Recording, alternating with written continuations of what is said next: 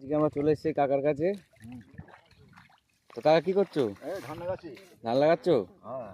আচ্ছা, এটা কতটুকু জমি? এটা 1.5 বিঘি জমি, 1 বিঘি জমি। 1 বিঘি জমি? হ্যাঁ। আচ্ছা, 1 বিঘি জমি তুমি একা লাগাতে পারবা? হ্যাঁ পারবো। হ্যাঁ পারবো।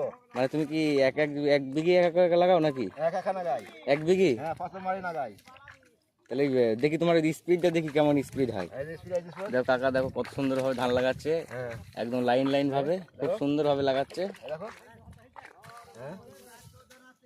এই দেখো। কাকা, তাহলে তোমার সঙ্গে থেকে পারবে না মনে হচ্ছে পুরো নদীয়া জেলায়। পারবেন তো?